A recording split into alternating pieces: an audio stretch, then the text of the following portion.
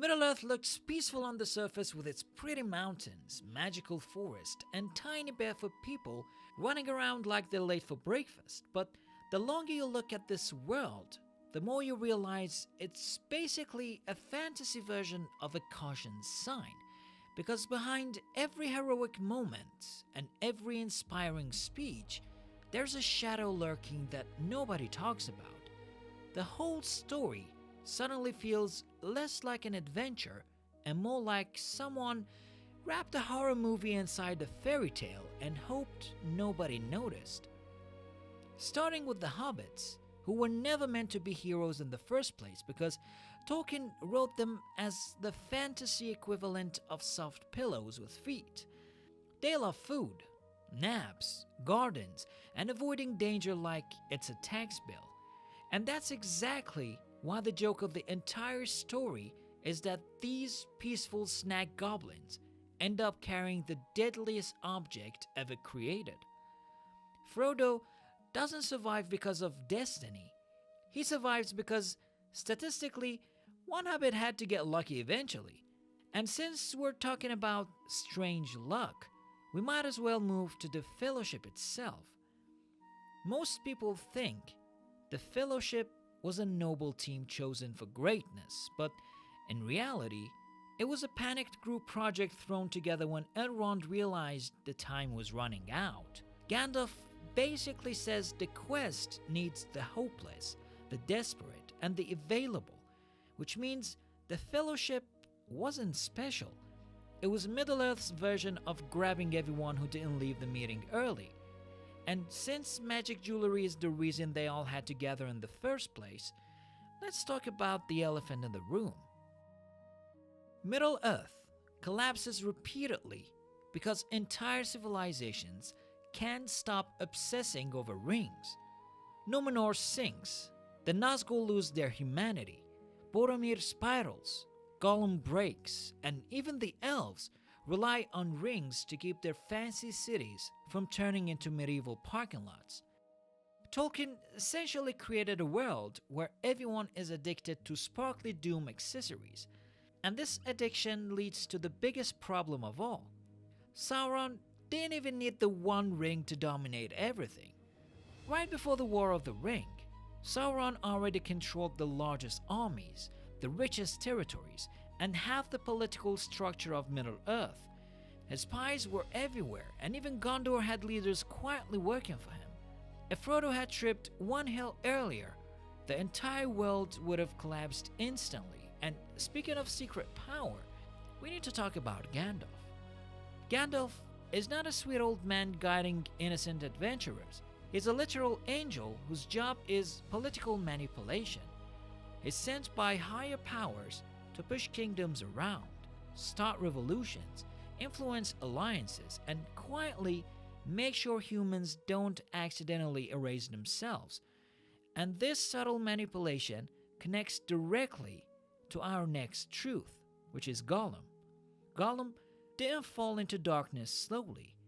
The ring didn't whisper to him gently.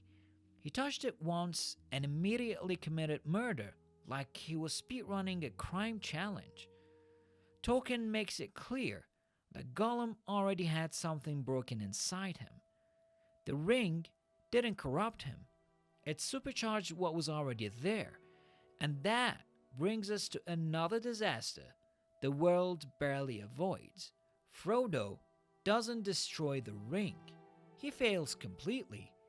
Right at the end, he claims it for himself and becomes the new Lord of the Rings for about 10 seconds. Middle-earth only survives because Gollum slips on a rock. The entire fate of existence comes down to a clumsy fall. And while we're on the topic of uncomfortable truths, the next one hits even harder. Middle-earth is written with uncomfortable racial symbolism. Almost every villain army is described as dark-skinned, foreign, or exotic, while the heroes are pale, noble, and Western-coded. Tolkien wasn't trying to promote hatred, he was pulling from old mythologies, but the imagery is obvious and modern readers can't ignore it. And just like that racial tension hides under the surface, the elves hide their own problems just as deeply. Elves aren't wise, perfect immortals. They're ancient beings drowning in depression. Their culture revolves around longing for the past, complaining about the present, and dreaming about leaving the world behind. They act like fantasy boomers who spent 3,000 years talking about how everything used to be better, and their whole vibe transitions perfectly into the next misunderstood group, the Eagles. The Eagles don't help anyone because they don't care about anyone. They only show up when the situation benefits them and avoid danger whenever possible. They're basically Switzerland with feathers. Powerful, independent, and completely uninterested in saving the world unless the world falling apart blocked their sunlight. And this theme of hidden danger continues with one of the Ring's darkest secrets. The Ring's corruption isn't about magic, it's psychological warfare. Tolkien wrote the effects based on real symptoms he saw in World War I: PTSD, addiction, paranoia, obsession, and survival's guilt. The Ring whispers in your head, isolates you from your friends, breaks down your confidence, and rewires your identity until you don't know who you are anymore. And if that sounds dark, it's nothing compared to the history that comes before the story we know. Middle-earth before Lord of the Rings is a brutal nightmare full of mutilation, slavery, torture, and entire continents being destroyed. Morgoth, Sauron's old boss, makes Sauron look like a rude neighbor. He created dragons, corrupted angels, enslaved whole races, and declared war on heaven itself. Tolkien's older stories make Lord of the Rings feel like a peaceful nature walk, and the trauma created during those ages leads straight into Frodo's fate. Frodo never heals from what he goes through. His mind never recovers, his sleep never stabilizes, and his sense of peace never returns. He becomes distant and hollow, unable to enjoy the Shire he saved. His only option is to leave Middle-earth entirely, which Tolkien uses as a quiet message that some wounds don't fade. They simply force you to find another place to exist. And the Shire needs protection from everything because it survives on nothing but luck. The Shire isn't safe because hobbits are strong. It's safe because nobody bothered attacking it earlier.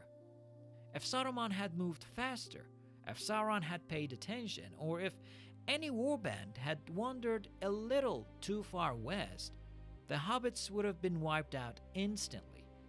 The Shire is basically the fantasy version of a peaceful country that survives because everyone keeps forgetting it exists. And finally, the entire story ends with a truth nobody questions.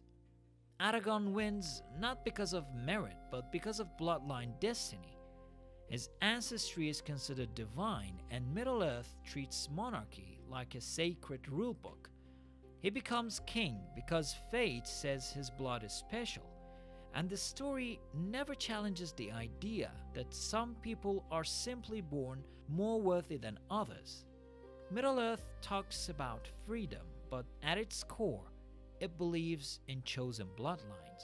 And when you put all of these together, the world becomes a lot more complicated, a lot more tragic, and strangely, a lot more interesting.